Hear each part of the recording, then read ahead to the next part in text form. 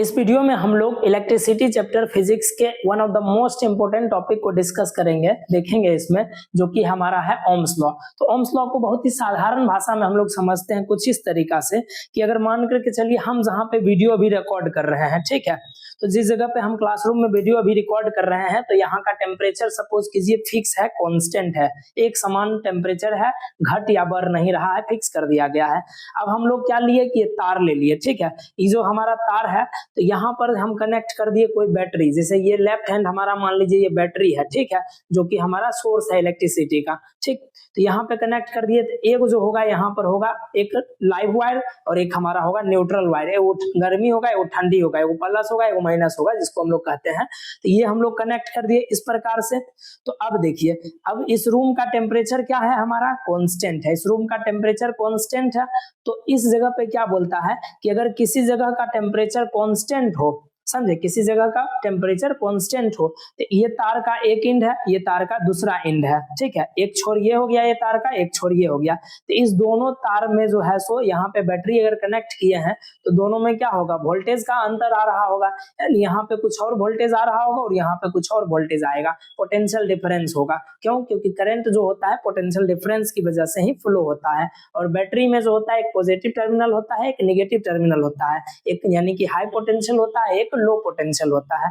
तो ध्यान ये रखना है कि जो तार है, इस तार में यहाँ भी वोल्टेज कुछ आएगा, यहाँ भी वोल्टेज आएगा। तो इस तार के दोनों एंड पर वोल्टेज का जो डिफरेंस होगा ना, यानी पोटेंशियल का जो डिफरेंस होगा, वोल्टेज का डिफरेंस कितना ज्यादा होगा, कितना होगा, तो वो सीधे डिपेंड करेगा किस पर, जितना इस तार से करंट जा रहा होगा उस पर। मतलब ये चीज है कि अगर इस तार से करंट ज्यादा मात्रा में फ्लो करेगा तो इसके और इसके बीच का वोल्टेज का जो अंतर है ये ज्यादा निकलेगा, और इस तार से अगर करंट कम जाएगा तो इसके और इसके बीच का जो वोल्टेज का जो अंतर होता है ये बहुत ही कम होगा। मान करके चलते हैं कि करंट अगर ज्यादा, इस तार का पोटेंशियल सपोज करते हैं कि 200 कितना है, इस तार का पोटेंशियल 240 वोल्ट है, ठीक, और इसका पोटेंशियल 20 वोल्ट है।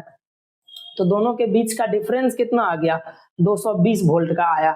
मतलब इसका इलेक्ट्रिक पोटेंशियल कितना हो जाएगा, पोटेंशियल डिफरेंस 220 वोल्ट का आ जाएगा। तो ये काफी ज्यादा का डिफरेंस हो गया, जिसके कारण से इलेक्ट्रिसिटी का झटका हमको बहुत ज्यादा लगेगा। लेकिन वहीं पे एग्जांपल के तौर पे दूसरा चीज हम लोग लेते हैं, जैसे मान करके चलिए ये वाला सेल है हमारे पास, ये वाला सेल में प्लस है माइनस है, इसको यहाँ पर हम लोग कनेक्ट कर देते हैं, और कनेक्ट करने के बाद अगर इससे करंट फ्लो करवाएंगे तो इसमें इसके पास वोल्टेज बहुत ही कम है। तो वोल्टेज बहुत ही कम है, तो वोल्टेज कम है तो यहाँ करंट भी कम जाएगा, सिंपल सी बात है।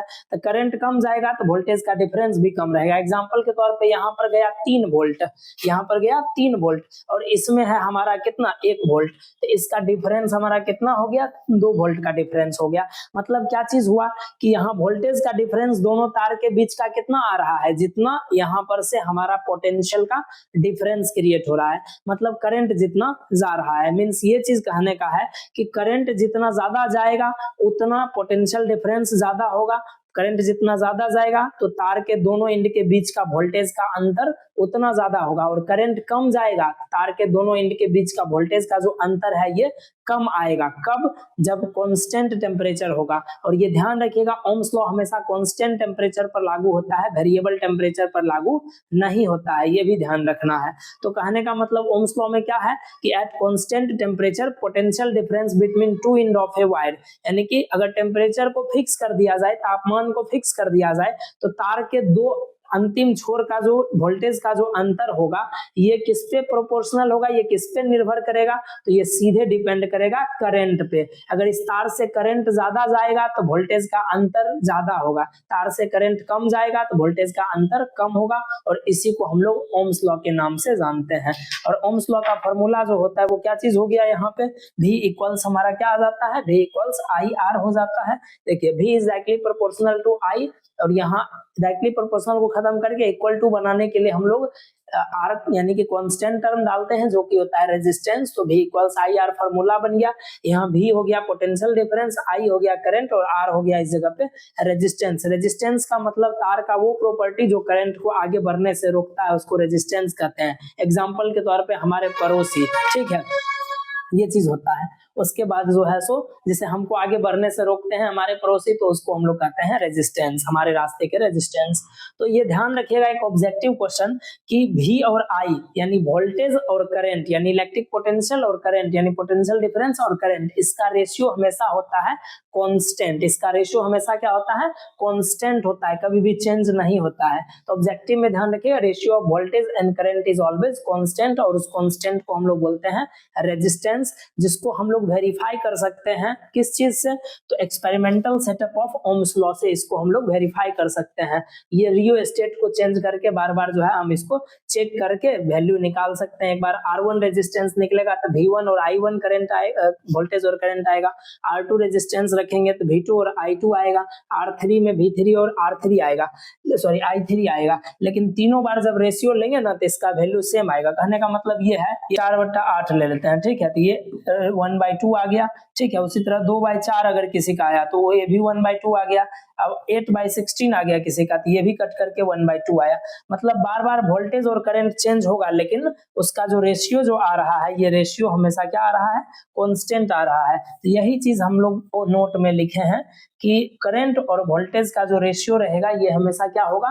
कांस्टेंट होगा। ये हमेशा कांस्टेंट रहेगा, ये कभी भी चेंज नहीं करेगा। तो यही चीज हमारा ओम्स लॉ था, और उसको वेरीफाई हम लोग इस तरीका से कर सकते हैं। तो उम्मीद करते हैं कि आपको ओम्स लॉ और इसका एक्सपेरिमेंटल सेटअप अच्छी तरीके से समझ में आया होगा। अगर आपको अभी भी कोई डाउट है तो आप कमेंट करके जरूर बताइए। अगर आपको वीडियो अच्छा लगता है तो लाइक भी कर सकते हैं, अच्छा नहीं लगा तो डिसलाइक भी कर सकते हैं।